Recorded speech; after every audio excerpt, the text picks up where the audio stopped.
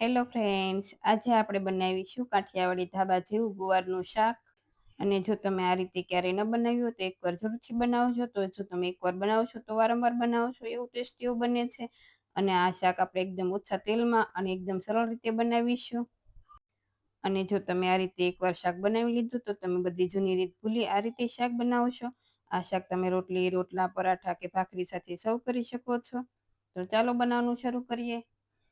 તો અહીંયા મેં ફ્રેશ અને કુમળો એવો 250 ગ્રામ જેવો ગુવાર લીધો છે.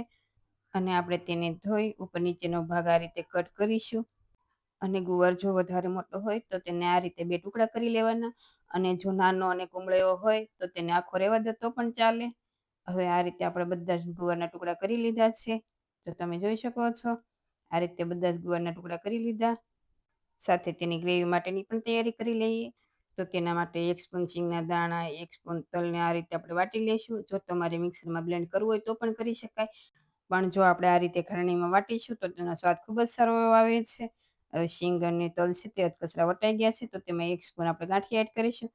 સાથે 4 થી 5 લસણની કળી, અડધી સ્પૂન લાલ મરચું પાવડર, અડધી સ્પૂન ધાણા જીરું પાવડર અને સાથે અડધી સ્પૂન જેટલો હળદર પાવડર એડ કરીશું. અને તેને પણ આ રીતે આપણે વાટી લઈશું. જો તમે લસણ ન ખાતા હોય તો તમે સ્કીપ પણ કરી શકો છો, તો પણ શાકનો સ્વાદ ખૂબ જ સારો આવે છે. તો હવે આ રીતે બધું છે તે વટાઈ ગયું છે.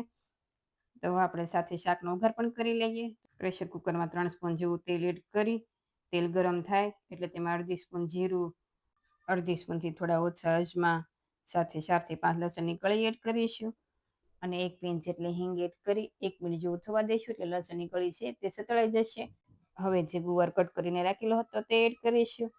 અને જો બાળકો ગુવારનું શાક ન ખાતા હોય તો તમે આમાં બટેકાના ટુકડા એડ કરશો તો પણ ખૂબ જ સારું એવું શાક બને છે.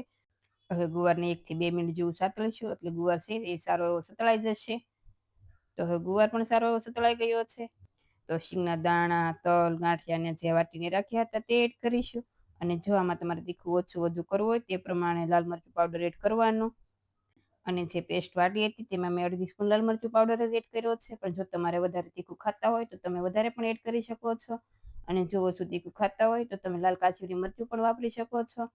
હવે 2 મિનિટ જેવું સાતળી તેમાં સ્વાદ પ્રમાણે નમક એડ કરીશું. અને હવે તેમાં અડધો કપ જેટલું પાણી એડ કરીશું. જો તમારે ગ્રેવી ઓછી વધુ રાખવી હોય એ પ્રમાણે પાણી એડ કરવાનું. હવે ગેસની ફ્લેમ મીડિયમ રાખી પ્રેશર કુકરનું ઢાંકણ બંધ કરીશું. અને 2 વિસલ થવા દઈશું. 2 વિસલ થાય એટલે ગેસની ફ્લેમ બંધ કરીશું.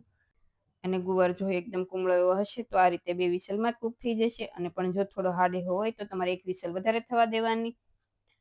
હવે પ્રેશર કુકર ઠંડુ પણ થઈ ગયું છે તો તેમાં આપણે ધાણા એડ કરી સારી રીતે મિક્સ કરીશું. તમે જોઈ શકો છો તો શાક એકદમ ઘટ ગ્રેવીવાળું અને સરસ એવું બનીને તૈયાર છે.